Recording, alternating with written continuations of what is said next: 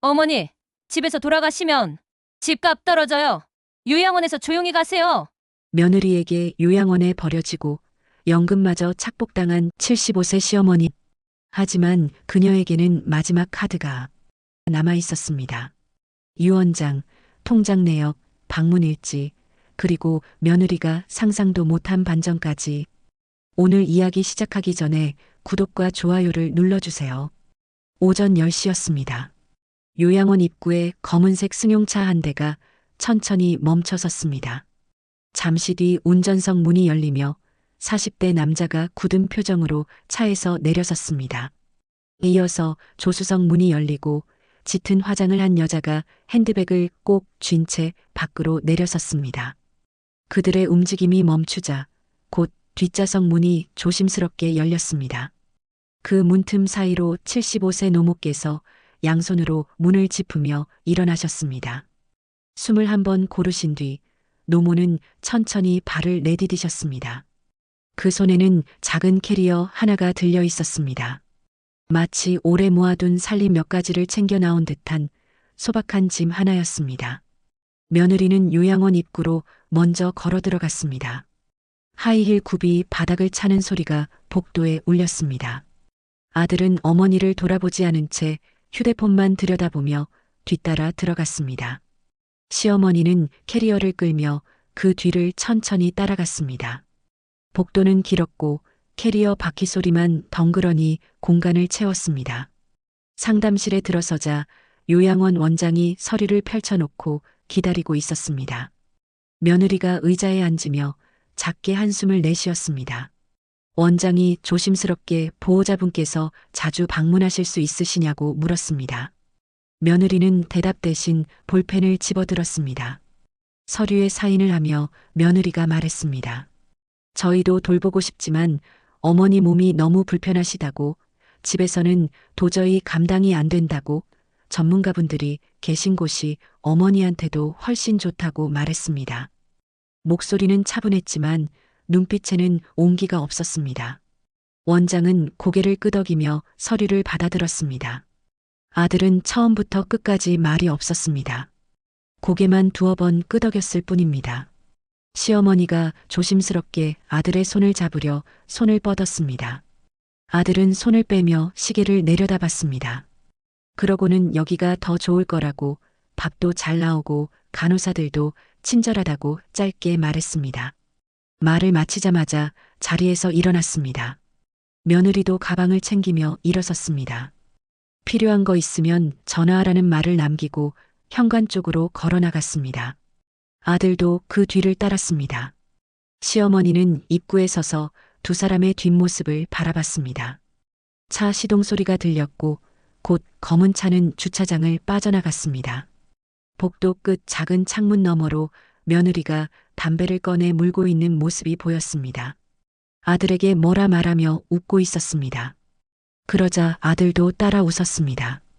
어머니를 요양원에 둔 자식의 얼굴에 웃음이라니. 시어머니는 가슴이 차갑게 식어가는 것을 느꼈습니다. 간호사가 다가와 방으로 안내했습니다. 복도를 지나 끝에서 두 번째 방이었습니다. 문을 열자 작은 침대 하나와 낡은 옷장이 보였습니다. 창가에는 의자 하나가 놓여 있었습니다. 간호사가 여기가 어머니 침대이고 여기가 옷장이라며 불편한 것 있으면 언제든 말하라고 했습니다. 시어머니는 고개를 끄덕이며 침대에 캐리어를 내려놓았습니다. 간호사가 나간 뒤 조용히 캐리어를 열었습니다. 안에는 낡은 옷가지 몇 벌과 잘 접힌 수건 두 장이 들어 있었습니다. 양말은 구멍이 났고 속옷은 색이 바랬습니다. 겨울 외투는 없었습니다. 시어머니는 캐리어 안을 천천히 뒤적였습니다. 손이 멈췄습니다. 남편이 생전에 차고 다니던 시계가 없었습니다. 사흘 전까지만 해도 서랍에 고이 모셔두었던 그 시계였습니다. 은빛줄이 달린 남편이 마지막까지 손목에서 떼지 않았던 시계였습니다. 시어머니는 며칠 전 집을 떠나기 전날을 떠올렸습니다. 짐을 싸며 시계가 보이지 않아 며느리에게 혹시 봤냐고 물었었습니다. 며느리는 고개를 저으며 못 봤다고, 어디 두신 게 아니냐고 되물었습니다. 그때 며느리의 눈빛이 너무 빨리 다른 곳으로 향했던 게 기억났습니다. 시어머니는 캐리어를 닫고 창가로 걸어갔습니다. 창밖으로 주차장이 내려다 보였습니다. 검은 차는 이미 사라지고 없었습니다. 시어머니는 자신의 손등을 내려다봤습니다. 거기 작은 점들이 있었습니다. 하나, 둘, 셋 손등의 점을 세기 시작했습니다. 넷, 다섯, 여섯 마음을 가라앉히려 애썼습니다. 일곱. 하지만 마음은 가라앉지 않았습니다. 저녁 6시 식당에서 저녁 식사가 나왔습니다. 흰 쌀밥에 된장찌개, 나물 반찬 3가지였습니다. 시어머니는 숟가락을 들었지만 입으로 가져가지 못했습니다. 옆 테이블에서 누군가의 가족이 찾아와 함께 밥을 먹고 있었습니다. 손주로 보이는 아이가 할머니 옆에 앉아 제잘거리고 있었습니다. 할머니는 손주의 머리를 쓰다듬으며 웃고 있었습니다. 시어머니는 숟가락을 내려놓았습니다. 밤 11시였습니다. 복도에는 소독약 냄새가 가득했습니다. 간호사들의 발소리만 가끔 들렸습니다. 시어머니는 침대에 누워 천장을 바라봤습니다. 형광등 불빛이 희미하게 깜빡였습니다. 시어머니는 천천히 일어나 창가로 갔습니다. 밤하늘에 별이 몇 개 보였습니다. 손을 창문에 대고 작은 목소리로 중얼거렸습니다. 내 인생 이렇게 끝낼 순 없어. 그날 밤 시어머니는 잠들지 못했습니다. 입소 후 첫 주 전화가 왔습니다. 휴대폰 화면에 며느리 이름이 떴습니다. 시어머니는 서둘러 전화를 받았습니다. 며느리가 잘 지내냐고, 밥은 잘 나오냐고 물었습니다. 친절한 말투였습니다. 시어머니가 대답하려는 순간 전화기 너머로 웃음소리가 들렸습니다. 여자들의 목소리였습니다. 며느리가 급하게 지금 친구들이랑 모임 중이라 끊어야겠다고 말했습니다. 잘 지내라는 말을 남기고 전화가 끊겼습니다. 통화 시간은 47초였습니다. 둘째 주에도 전화가 왔습니다. 아들이었습니다. 괜찮냐고, 식사는 잘하냐고 물었습니다. 시어머니가 대답하기도 전에 아들이 말을 이었습니다. 지금 급한 회의가 있어서 나중에 다시 전화하겠다고 했습니다. 통화는 1분도 채 되지 않았습니다. 셋째 주 명절이었습니다. 아침부터 시어머니는 전화기를 들여다봤습니다. 명절인데 전화라도 오겠지. 점심때쯤은 오겠지. 오후 3시가 되었습니다. 전화는 오지 않았습니다. 저녁 6시가 되었습니다. 여전히 조용했습니다. 시어머니는 직접 전화를 걸었습니다. 신호음이 길게 울렸습니다. 한참 후에 며느리가 받았습니다. 목소리에 짜증이 묻어났습니다. 시어머니가 조심스럽게 오늘 명절인데 하고 말을 꺼냈습니다. 며느리가 말을 끊었습니다. 아이들 학원 보내야 해서 바쁘다고 나중에 연락하겠다고 했습니다. 전화는 끊겼습니다. 그날 저녁 시어머니는 식당에 가지 않았습니다. 방 안에 혼자 앉아 창밖만 바라봤습니다. 간호사가 밥을 가져다 줬지만 손도 대지 않았습니다. 넷째 주 아들이 한번 찾아왔습니다. 오후 4시쯤이었습니다. 시어머니는 아들을 보자마자 얼굴이 환해졌습니다. 아들은 손에 비닐봉지 하나를 들고 있었습니다. 과일이라며 테이블에 내려놓았습니다. 시어머니가 봉지를 열었습니다. 사과 3개, 배 2개가 들어 있었습니다. 사과 하나를 꺼내보니 한쪽이 무르게 상해 있었습니다. 배도 껍질이 군데군데 검게 변해 있었습니다. 시어머니가 이거 다 물은 거라고 말했습니다. 아들이 그래도 먹을 수 있지 않냐고 대답했습니다. 목소리에 짜증이 섞여 있었습니다. 시어머니는 아무 말도 하지 못했습니다. 아들은 5분도 채 앉아있지 않았습니다. 급한 일이 있다며 일어섰습니다. 시계를 보며 가봐야겠다고 했습니다. 시어머니가 조금만 더 있다 가라고 말했습니다. 아들은 다음에 오겠다는 말만 남기고 방을 나갔습니다. 복도로 나간 아들의 발걸음은 빨랐습니다. 그날 밤 간병인이 방으로 들어왔습니다. 40대 초반으로 보이는 여자였습니다. 이름은 김정숙이었습니다. 요를 고쳐주며 오늘 아드님 다녀가셨다고 물었습니다. 시어머니는 고개만 끄덕였습니다. 김정숙이 과일 좀 드시라며 사과 하나를 깎아주었습니다. 상한 부분을 도려내고 먹을 수 있는 부분만 조심스럽게 잘라냈습니다. 시어머니 입에 한 조각을 가져다 댔습니다. 시어머니는 그제야 한 입 베어 물었습니다. 김정숙이 말했습니다. 가족이 자주 못 오시는 건 다 바쁘셔서 그런 거라고, 마음은 다 여기 있으실 거라고 했습니다. 시어머니는 고개를 끄덕였지만 눈가가 붉어졌습니다. 김정숙이 나간 뒤 시어머니는 서랍을 열었습니다. 그 안에서 낡은 공책 한 권을 꺼냈습니다. 며칠 전 간호사가 필요한 거 있으면 말하라고 했을 때 공책 한 권만 달라고 부탁했었습니다. 시어머니는 공책 첫 장을 펼쳤습니다. 볼펜을 들었습니다. 손이 떨렸지만 천천히 글자를 적어 내려갔습니다. 입소일 10월 7일 첫째 주 전화 며느리, 47초 통화 둘째 주 전화 아들, 1분 미만 셋째 주 명절 전화 없음 넷째 주 방문 아들, 5분 체류, 상한 과일. 시어머니는 공책을 닫고 서랍에 넣었습니다. 이틀 후 간호사가 약을 가지고 왔습니다. 혈압약과 소화제였습니다. 간호사가 조심스럽게 말했습니다. 보호자분께서 약값을 아직 안 내고 계신다고 자기들이 일단 대신 냈다고 했습니다. 시어머니는 미안하다고 아들한테 얘기하겠다고 말했습니다. 간호사가 나간 뒤 시어머니는 다시 공책을 꺼냈습니다. 약값 미납 11월 2일 간호사가 대신 지불. 글자를 적으며 시어머니의 눈빛이 변했습니다. 처음에는 슬픔이었던 것이 점점 다른 것으로 바뀌어 갔습니다. 서러움이 분노로, 분노가 결심으로 변해갔습니다. 그날 밤 시어머니는 또다시 공책을 펼쳤습니다. 한 장을 넘겼습니다. 새로운 페이지에 제목을 적었습니다. 내가 기억해야 할 것들. 그 아래 차근차근 적어 내려가기 시작했습니다. 며느리가 한 말들, 아들이 보인 태도들, 전화가 오지 않았던 날들, 약속을 지키지 않았던 순간들.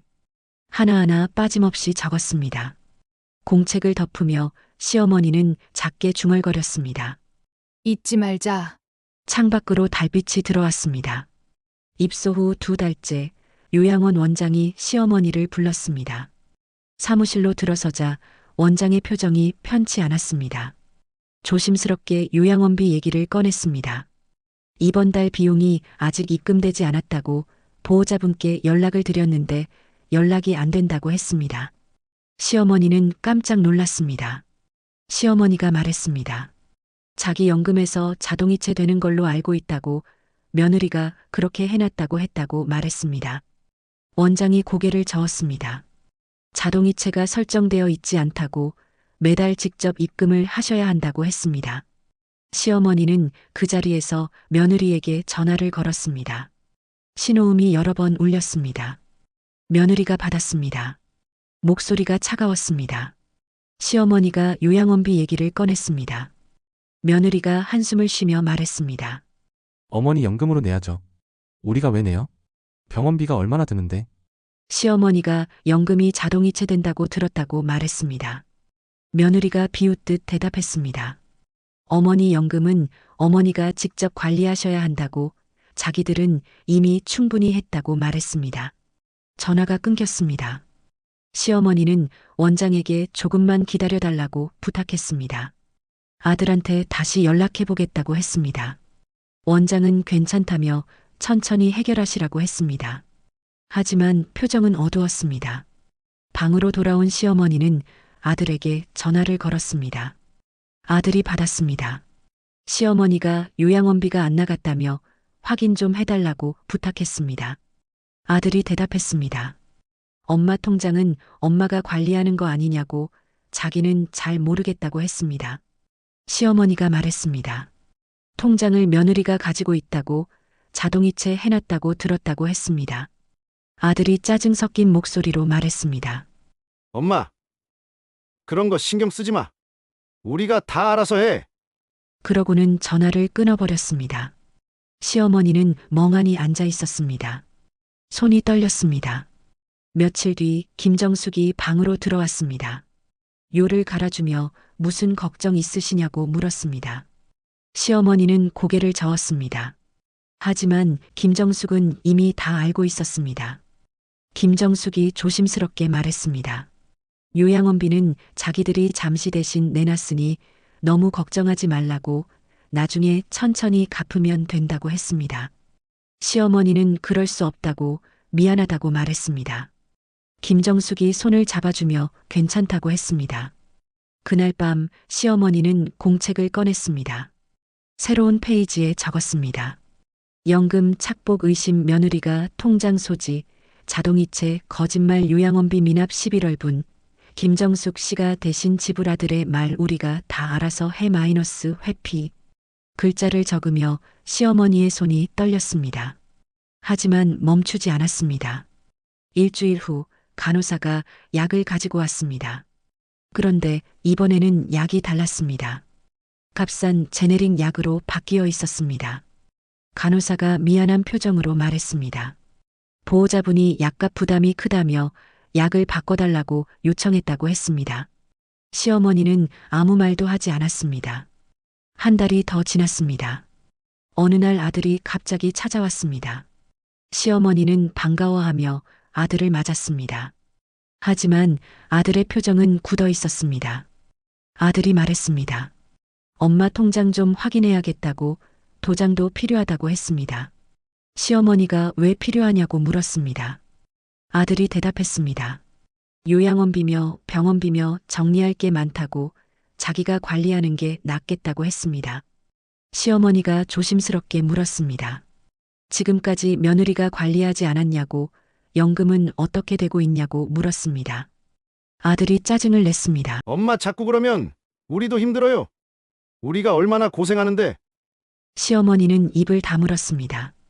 아들이 서랍을 뒤지기 시작했습니다. 통장이 어디 있냐고 물었습니다. 시어머니는 통장은 며느리가 가지고 있지 않냐고 대답했습니다. 아들이 인상을 찌푸렸습니다. 그럼 도장이라도 달라고 했습니다. 시어머니는 도장을 주지 않았습니다. 도장은 집에 두고 왔다고, 어디에 뒀는지 기억이 안 난다고 말했습니다. 거짓말이었습니다. 도장은 캐리어 안쪽 주머니에 꼭꼭 숨겨져 있었습니다. 아들이 화를 냈습니다. 엄마가 왜 이러시냐고, 자식이 챙겨주겠다는데 왜 의심하냐고 소리쳤습니다. 시어머니는 고개를 숙였습니다.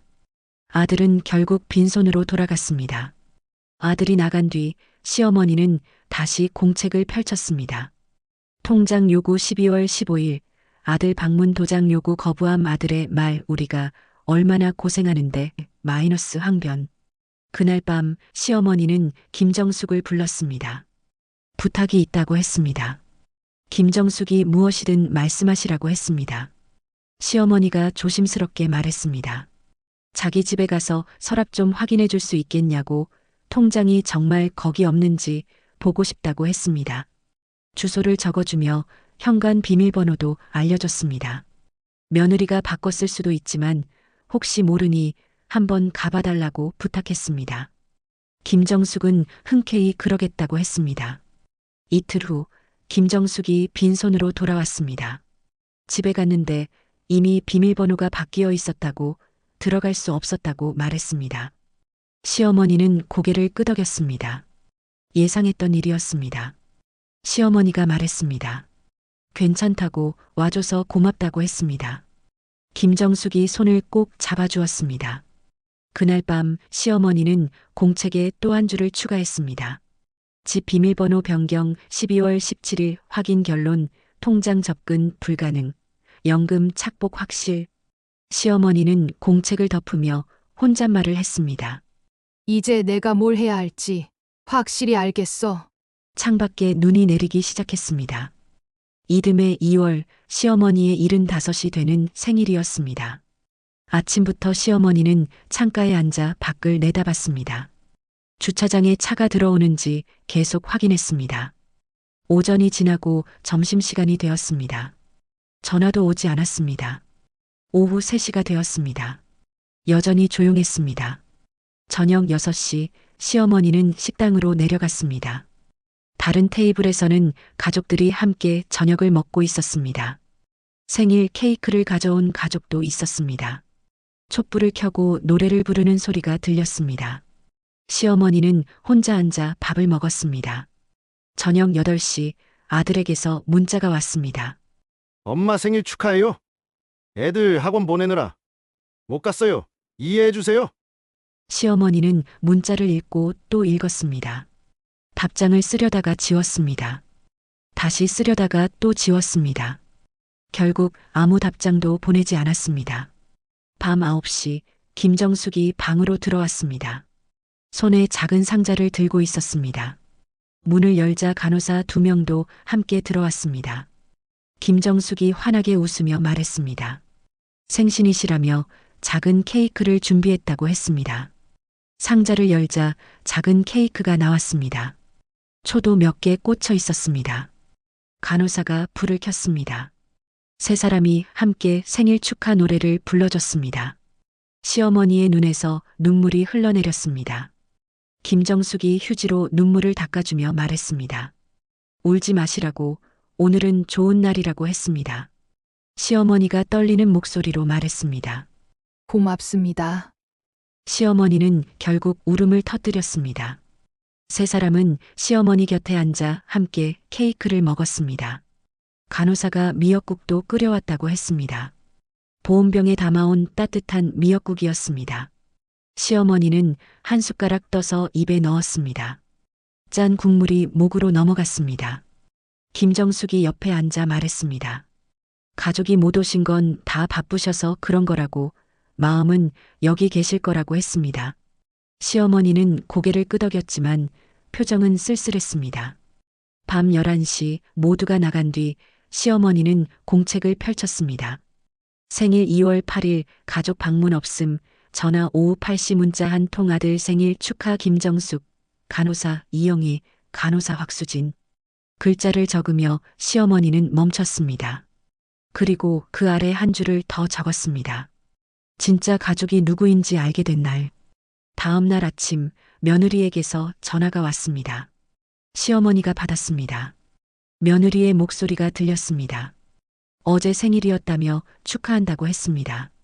그러고는 바로 본론으로 들어갔습니다. 요양원비가 이번 달에도 안 나갔다며 어떻게 된 거냐고 물었습니다. 시어머니가 대답했습니다. 자기 연금으로 자동이체 된다고 들었다고, 며느리가 그렇게 해놨다고 하지 않았냐고 말했습니다. 며느리가 한숨을 쉬었습니다. 어머니 연금은 병원비로 다 나가요.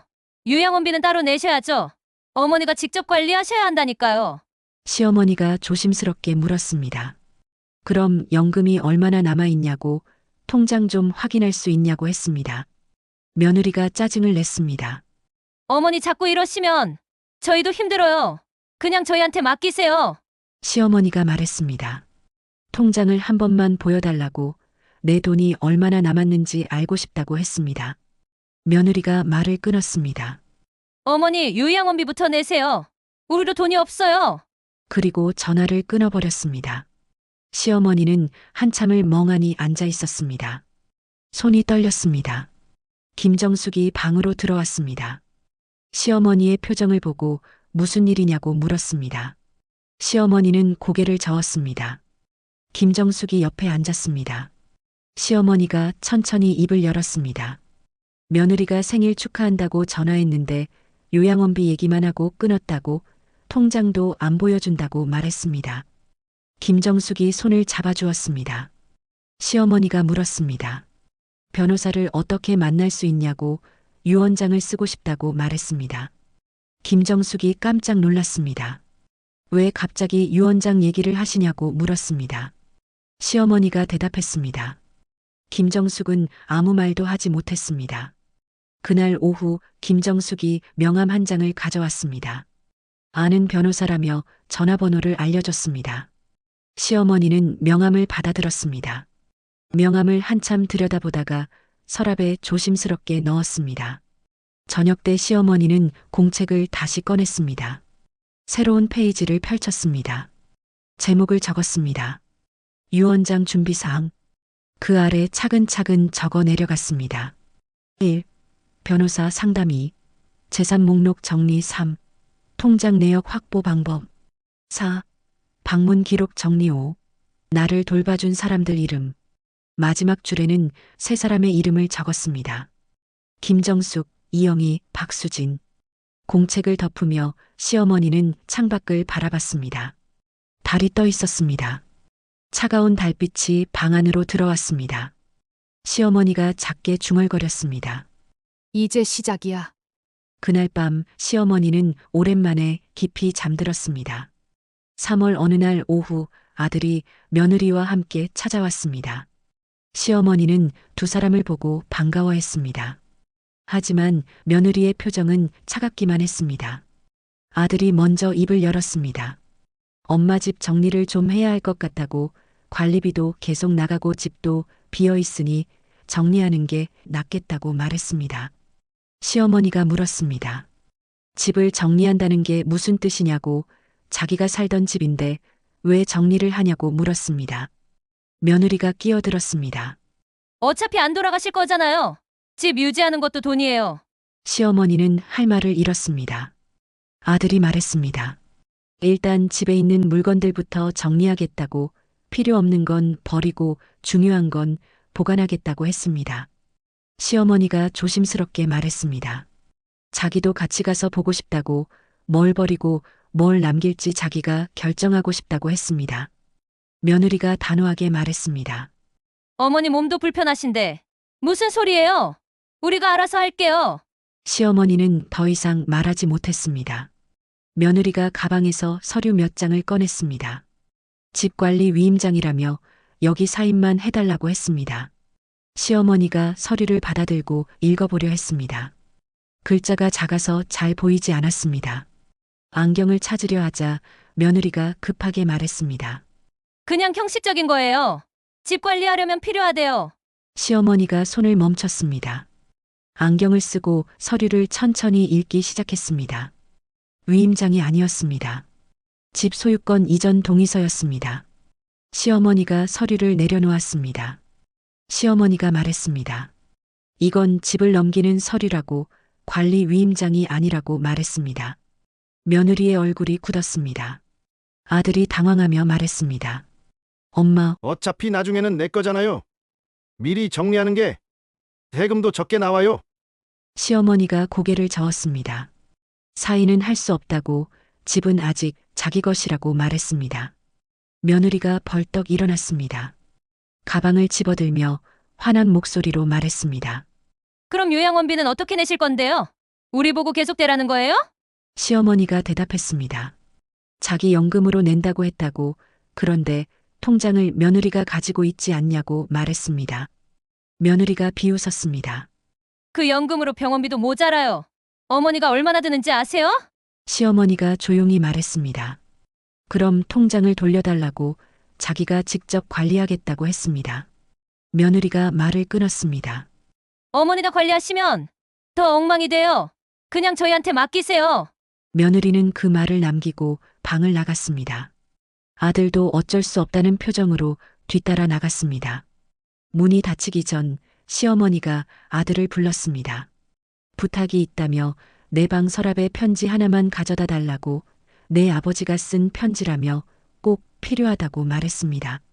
아들이 고개를 끄덕였습니다. 알겠다고, 다음에 가져오겠다고 했습니다. 하지만 며느리가 복도에서 소리쳤습니다. 그런 옛날 것 왜 필요해요? 그냥 버리면 되죠? 아들은 아무 말도 하지 않고 며느리를 따라갔습니다. 시어머니는 한참을 멍하니 앉아 있었습니다. 그날 저녁 김정숙이 방으로 들어왔습니다. 시어머니의 표정을 보고 무슨 일이 있었는지 물었습니다. 시어머니가 천천히 오늘 있었던 일을 말했습니다. 집 소유권 이전 서류를 가져왔다고, 편지도 가져다 주지 않을 것 같다고 말했습니다. 김정숙이 물었습니다. 그 편지가 그렇게 중요하냐고, 무슨 편지냐고 물었습니다. 시어머니가 대답했습니다. 남편이 돌아가시기 전에 쓴 편지라고, 거기에 중요한 얘기가 적혀 있다고 말했습니다. 김정숙이 조심스럽게 물었습니다. 자기가 대신 가서 가져와 드릴까요? 시어머니가 고개를 들었습니다. 하지만 비밀번호가 바뀌었을 거라고, 들어갈 수 없을 거라고 말했습니다. 김정숙이 말했습니다. 그래도 한번 가보겠다고, 혹시 모르니까요. 시어머니가 손을 잡았습니다. 고맙다고, 정말 고맙다고 말했습니다. 이틀 후 김정숙이 퇴근 후에 시어머니 집으로 갔습니다. 현관 비밀번호를 눌러봤습니다. 예상대로 바뀌어 있었습니다. 여러 번호를 시도해봤지만 문은 열리지 않았습니다. 김정숙은 포기하고 돌아서려다가 멈췄습니다. 옆집 초인종을 눌렀습니다. 할머니 한 분이 문을 열었습니다. 김정숙이 상황을 설명했습니다.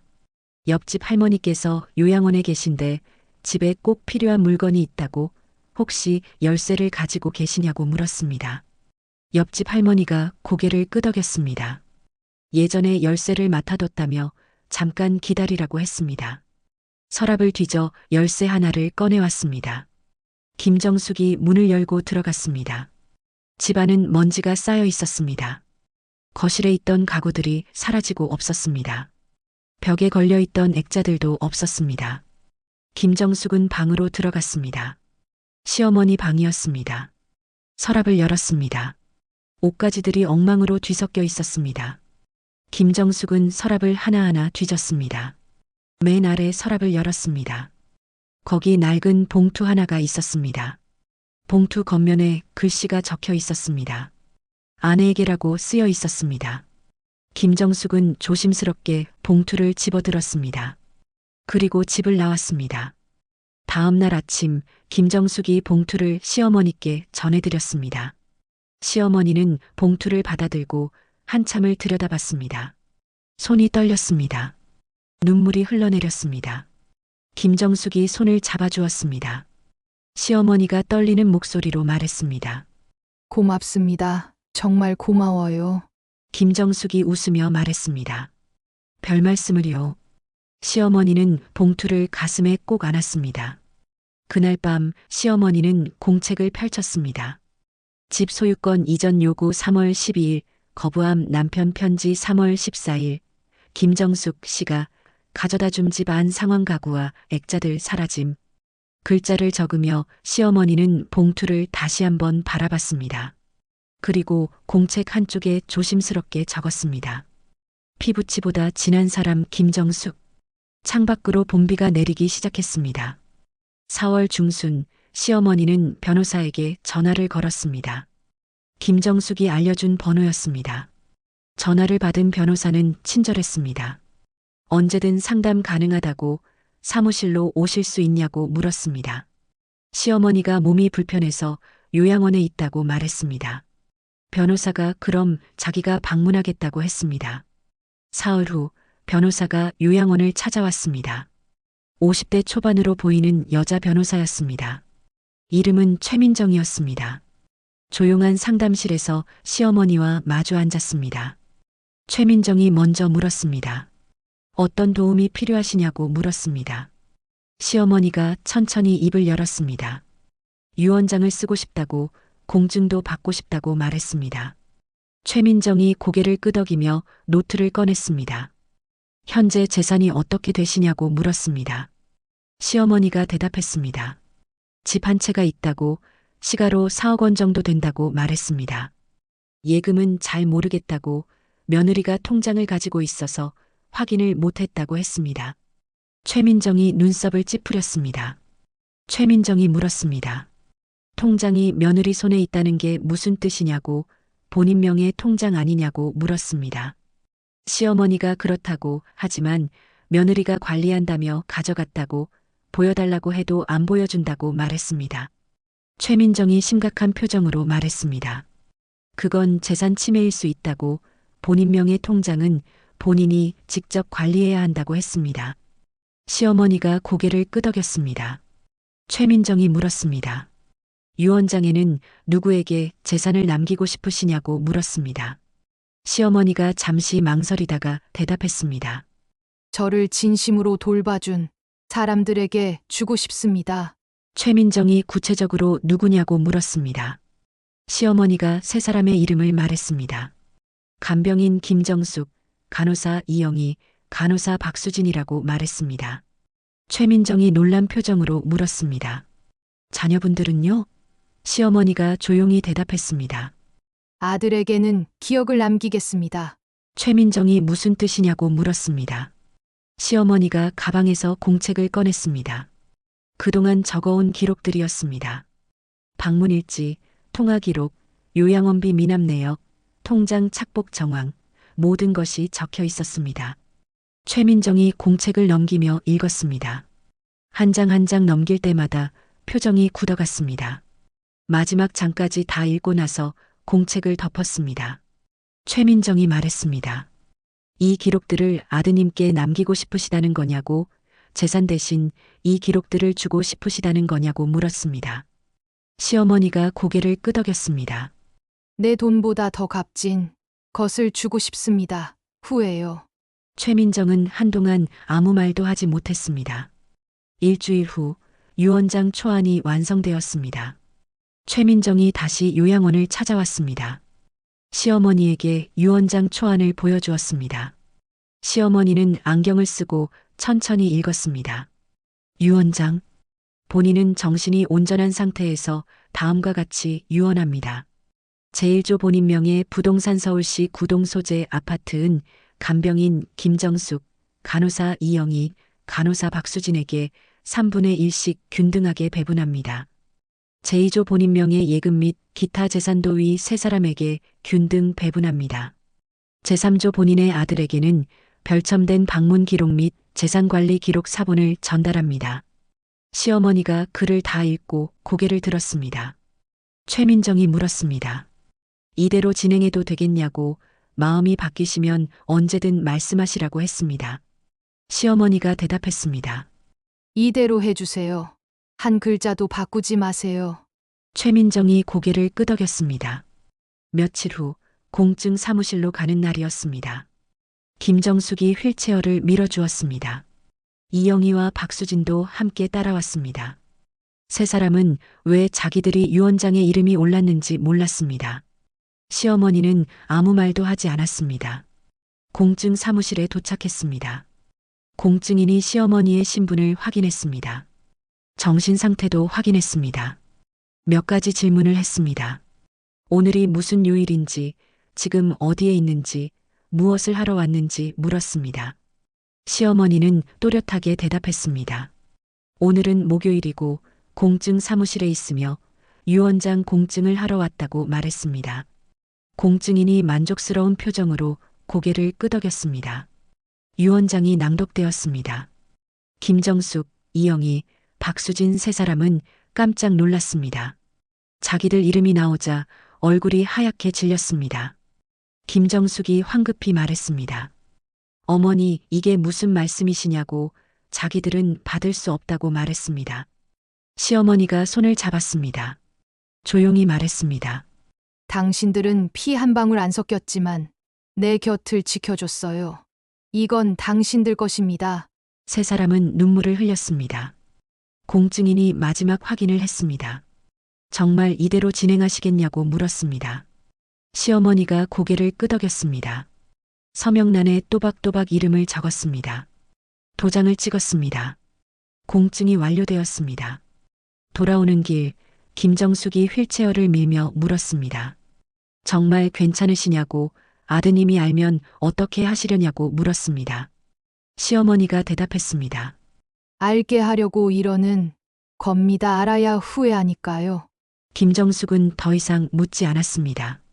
요양원으로 돌아온 시어머니는 공책을 펼쳤습니다. 새로운 페이지에 적었습니다. 유언장 공증 완료 4월 22일 증인 김정숙, 이영애, 박수진 재산 배분위 세 사람에게 균등 분할 아들에게 남긴 것 방문 기록, 통장 기록, 그리고 그 아래 한 줄을 더 적었습니다. 복수는 조용히 준비하는 것입니다. 시어머니는 공책을 덮고 창밖을 바라봤습니다. 봄꽃이 피어나고 있었습니다. 하지만 시어머니의 눈에는 꽃이 보이지 않았습니다. 다만 준비된 미래만이 보였습니다. 밤이 되었습니다. 시어머니는 남편의 편지를 꺼내 읽었습니다. 편지에는 이렇게 적혀 있었습니다. 여보, 내가 먼저 가면 우리 아들이 당신을 잘 모실 겁니다. 하지만 만약 그렇지 않다면 당신이 옳다고 생각하는 대로 하세요. 나는 당신 편입니다. 시어머니는 편지를 접어 다시 봉투에 넣었습니다. 여보, 여보, 이제 시작합니다. 작은 목소리로 중얼거렸습니다. 5월 말 시어머니의 건강이 나빠지기 시작했습니다. 식사를 제대로 하지 못했습니다. 기운이 없어 침대에 누워있는 시간이 많아졌습니다. 간호사가 병원 검진을 권했습니다. 시어머니는 고개를 저었습니다. 괜찮다고, 그냥 나이가 들어서 그런 거라고 말했습니다. 하지만 김정숙은 알고 있었습니다. 시어머니가 밥을 먹지 않는 이유를요. 마음이 아파서 몸도 아픈 거라는 걸 알고 있었습니다. 어느 날 저녁 시어머니가 김정숙을 불렀습니다. 부탁이 있다고 했습니다. 아들에게 연락 좀 해달라고, 어머니가 많이 안 좋다고 전해달라고 말했습니다. 김정숙이 직접 전화하겠다고 했습니다. 김정숙이 아들에게 전화를 걸었습니다. 한참 만에 아들이 받았습니다. 김정숙이 자신을 소개하고 어머니 상태가 좋지 않다고 말했습니다. 한번 오시는 게 좋겠다고 했습니다. 아들이 대답했습니다. 바쁘다고, 주말에 시간 나면 가보겠다고 했습니다. 김정숙이 다시 말했습니다. 정말 안 좋으시다고, 빨리 오시는 게 좋겠다고 했습니다. 아들이 짜증을 냈습니다. 매번 그렇게 말씀하시는데 괜찮으시더라고요. 너무 호들갑 떨지 마세요. 전화가 끊겼습니다. 김정숙은 시어머니께 거짓말을 했습니다. 아드님이 곧 오신다고, 바쁘신데 시간 내서 오신다고 말했습니다. 시어머니는 고개를 끄덕였습니다. 하지만 눈빛은 알고 있었습니다. 일주일이 지났습니다. 아들은 오지 않았습니다. 시어머니의 상태는 더 나빠졌습니다. 기침이 심해졌고 열도 올랐습니다. 간호사가 119를 부르려 했습니다. 시어머니가 손을 저었습니다. 괜찮다고, 그냥 약만 달라고 했습니다. 이영희가 보호자에게 연락해야 한다며 아들에게 전화를 걸었습니다. 이번에는 며느리가 받았습니다. 이영희가 상황을 설명했습니다. 어머니가 많이 편찮으시다고, 병원에 가셔야 할 것 같다고 말했습니다. 며느리가 물었습니다. 병원비는 얼마나 나올 것 같아요? 이영희는 할 말을 잃었습니다. 며느리가 계속 말했습니다. 큰 병원은 돈이 많이 드니까 동네 병원으로 가시라고, 그리고 비용은 어머니 연금에서 처리하라고 말했습니다. 이영희가 참지 못하고 말했습니다. 지금 돈 얘기할 때냐고, 어머니가 위독하시다고 말했습니다. 며느리가 차갑게 대답했습니다. 그래도 돈은 현실이잖아요. 우리도 살아야 해요. 전화가 끊겼습니다. 이영희는 분노로 떨렸습니다. 하지만 시어머니 앞에서는 아무렇지 않은 척했습니다. 결국 요양원 원장이 결정했습니다. 일단 병원에 모시고 가자고, 비용은 나중에 정산하면 된다고 했습니다. 시어머니는 구급차에 실려 병원으로 갔습니다. 응급실에서 검사를 받았습니다. 폐렴이었습니다.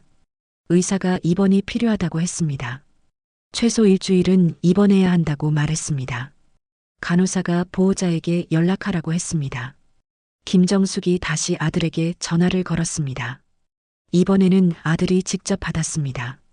김정숙이 어머니가 병원에 입원하셨다고, 폐렴이라고 말했습니다. 보호자 서명이 필요하다고 했습니다. 아들이 물었습니다. 치료비는 얼마나 나와요? 김정숙이 대답했습니다. 아직 모른다고, 일단 오셔야 한다고 말했습니다. 아들이 한숨을 쉬었습니다. 지금 급한 회의가 있다고, 내일 아침에 가겠다고 했습니다. 다음 날 새벽 5시 아들이 병원에 도착했습니다. 병실에 들어서자 시어머니는 산소 마스크를 쓰고 누워 있었습니다. 김정숙과 이영희가 밤새 옆에서 지키고 있었습니다. 아들이 침대 옆으로 다가갔습니다. 아들이 의사를 찾아갔습니다. 어머니 상태가 어떠냐고 물었습니다. 의사가 대답했습니다. 많이 약해지셨다고, 나이도 있으시고 기력이 많이 떨어지셨다고 말했습니다. 아들이 또 물었습니다. 치료비는 대충 얼마나 나올까요? 의사는 잠시 아들을 바라봤습니다. 그리고 대략적인 금액을 말했습니다. 아들의 얼굴이 굳었습니다. 병실로 돌아온 아들은 한참을 서 있다가 시어머니 곁에 앉았습니다. 시어머니가 천천히 눈을 떴습니다. 아들을 보고 희미하게 웃었습니다. 손을 뻗어 아들의 손을 잡으려 했습니다. 아들이 손을 잡아주었습니다. 시어머니가 산소 마스크 너머로 작게 말했습니다. 미안하다고, 짐이 돼서 미안하다고 말했습니다. 아들이 고개를 저었습니다. 아니라고, 그런 말 하지 말라고 했습니다. 시어머니가 또 말했습니다. 너를 잘 키우지 못해서 미안하다고, 더 많은 걸 주지 못해서 미안하다고 말했습니다. 아들의 눈가가 붉어졌습니다. 아들이 말했습니다. 엄마 그냥 편히 눈 감으세요. 저 잘 살 테니까. 시어머니가 고개를 끄덕였습니다. 그리고 조용히, 아주 조용히 말했습니다. 아들아, 늦게 배우는 것도 배움이란다. 다만 값은 비싸지. 아들은 고개를 숙였습니다. 시어머니가 손을 놓았습니다. 그리고 천천히 창밖을 바라봤습니다. 동쪽 하늘이 밝아오고 있었습니다. 새벽 햇살이 병실 창문으로 들어왔습니다. 아들은 한참을 그 자리에 앉아 있었습니다. 김정숙이 조용히 다가와 어깨를 두드렸습니다. 밖에서 잠깐 쉬고 오시라고 말했습니다. 아들이 고개를 끄덕이고 병실을 나갔습니다. 복도에서 며느리에게 전화를 걸었습니다. 며느리가 받았습니다. 아들이 말했습니다. 엄마가 많이 안 좋으시다고, 자기가 잘못했던 것 같다고 말했습니다. 며느리가 차갑게 대답했습니다. 그래도 어쩔 수 없잖아요. 이미 지나간 일인데. 아들은 대답하지 않았습니다. 전화를 끊었습니다. 병실로 돌아왔을 때 시어머니는 눈을 감고 있었습니다. 숨소리가 고르게 들렸습니다. 김정숙이 말했습니다. 방금 주무셨다고, 조용히 쉬게 해드리자고 했습니다. 아들은 고개를 끄덕이고 병실을 나갔습니다. 김정숙이 시어머니 곁에 앉았습니다. 손을 잡아주었습니다. 시어머니가 눈을 떴습니다. 김정숙을 보고 미소 지었습니다. 시어머니가 작게 말했습니다. 이제 됐어요. 다 준비됐어요. 김정숙은 무슨 뜻인지 알 수 없었습니다. 하지만 고개를 끄덕였습니다. 창밖으로 아침 햇살이 가득 들어왔습니다. 7월 초 시어머니는 조용히 눈을 감았습니다. 병원에서가 아니었습니다. 요양원 자기 방, 창가 침대에서였습니다. 아침 햇살이 들어오는 시간이었습니다. 김정숙이 아침 인사를 드리러 들어갔을 때 시어머니는 이미 편안한 얼굴로 잠들어 계셨습니다. 손에는 남편의 편지가 쥐어져 있었습니다. 김정숙이 아들에게 전화를 걸었습니다. 아들이 받았습니다. 김정숙이 조심스럽게 말했습니다. 어머니께서 돌아가셨다고 말했습니다. 전화기 너머로 한동안 침묵이 흘렀습니다. 아들이 물었습니다. 언제냐고, 어떻게 돌아가셨냐고 물었습니다. 김정숙이 대답했습니다. 아침에 편안하게 가셨다고, 고통은 없으셨다고 말했습니다. 아들이 말했습니다. 곧 가겠다고, 장례 준비를 하겠다고 했습니다. 전화가 끊겼습니다. 2시간 후 아들과 며느리가 도착했습니다. 며느리는 눈이 붉었습니다. 하지만 눈물은 마른 것 같았습니다. 아들은 말없이 시어머니가 누워 계신 방으로 들어갔습니다. 한참을 서 있다가 무릎을 꿇고 앉았습니다. 며느리가 김정숙에게 물었습니다. 어머니 물건은 어디 있냐고, 귀중품이나 통장 같은 게 있냐고 물었습니다. 김정숙이 대답했습니다. 캐리어에 옷가지만 있다고, 다른 건 없다고 말했습니다. 며느리가 직접 캐리어를 뒤졌습니다. 정말 옷가지밖에 없었습니다. 며느리의 얼굴에 실망이 스쳤습니다. 장례는 3일장으로 치러졌습니다. 요양원 근처 작은 장례식장이었습니다. 조문객은 많지 않았습니다. 요양원 직원들, 옆집에 살던 몇몇 이웃들, 그리고 아들 가족이 전부였습니다. 김정숙과 이영희, 박수진은 밤새 빈소를 지켰습니다. 아들은 상주로 앉아 있었지만 표정이 없었습니다. 며느리는 조문객들에게 인사를 하며 울음을 보였습니다. 하지만 김정숙의 눈에는 진심이 보이지 않았습니다. 3일째 되는 날 발인이 끝나고 모두가 빈소로 돌아왔을 때였습니다. 양복을 입은 남자 한 명이 들어왔습니다. 최민정 변호사가 동행한 법무사였습니다. 남자가 아들에게 명함을 건넸습니다. 고인의 유언 집행을 위해 왔다고 말했습니다. 아들이 고개를 끄덕였습니다. 유언이라니 무슨 유언이냐고 물었습니다. 며느리가 옆에서 귀를 쫑긋 세웠습니다. 법무사가 서류 가방을 열었습니다. 유언장을 꺼내 펼쳤습니다. 그리고 낭독하기 시작했습니다. 유언장 본인은 정신이 온전한 상태에서 다음과 같이 유언합니다.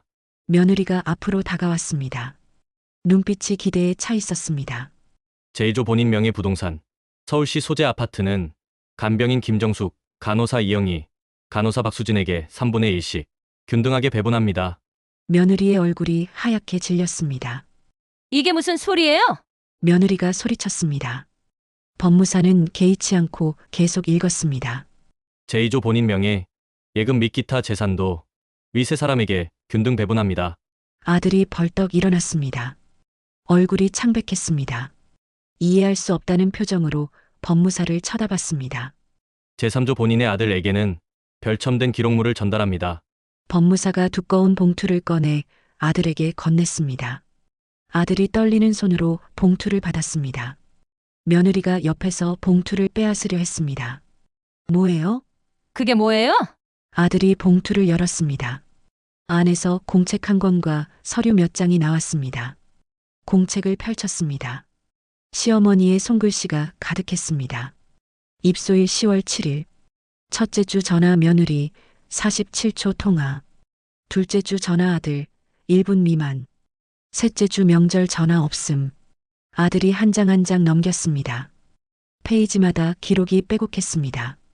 방문 날짜, 통화 시간, 요양원비 미납 내역, 약값 미납, 생일날의 문자, 모든 것이 적혀 있었습니다. 며느리가 옆에서 공책을 보고 얼굴이 굳었습니다. 서류도 있었습니다. 은행 통장 거래 내역이었습니다. 시어머니 명의 통장에서 매달 연금이 들어오고 그 돈이 며느리 명의 계좌로 빠져나간 기록이었습니다. 3년치 기록이었습니다. 아들이 며느리를 돌아봤습니다. 며느리는 시선을 피했습니다. 또 다른 서류가 있었습니다. 중고거래 앱 캡처 화면이었습니다.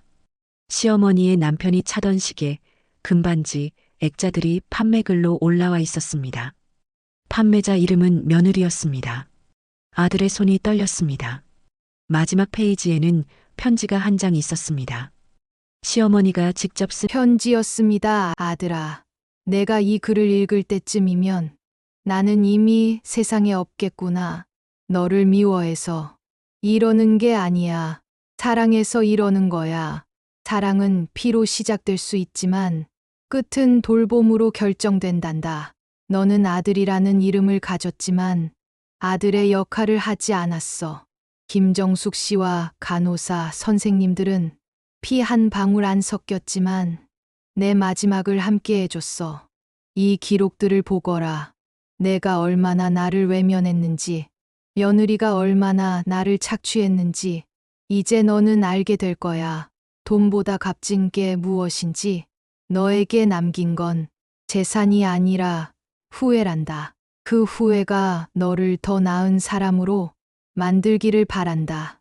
엄마가. 아들은 편지를 읽고 주저앉았습니다. 손으로 얼굴을 감쌌습니다. 어깨가 떨렸습니다. 며느리가 법무사에게 따졌습니다.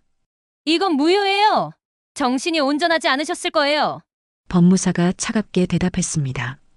공증 당시 정신 감정을 거쳤다고 공증인과 증인이 모두 확인했다고 말했습니다.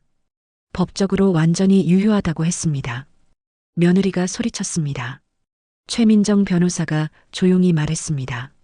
이의를 제기하실 수 있습니다. 하지만 그러시면 통장 착취와 유품 횡령건도 함께 법정에 갑니다. 며느리는 입을 다물었습니다. 김정숙과 이영희, 박수진은 한쪽에서 조용히 울고 있었습니다. 기쁨의 눈물이 아니었습니다. 슬픔의 눈물이었습니다. 빈손은 한동안 조용했습니다. 아들이 천천히 일어났습니다. 영정사진 앞으로 걸어갔습니다. 무릎을 꿇고 앉았습니다. 그리고 바닥에 이마를 대고 절을 올렸습니다. 엄마 죄송합니다. 목소리가 떨렸습니다. 며느리는 그 모습을 보고 돌아서서 밖으로 나갔습니다. 김정숙이 아들 옆에 다가가 앉았습니다. 조용히 말했습니다. 어머니는 마지막까지 당신을 사랑하셨어요.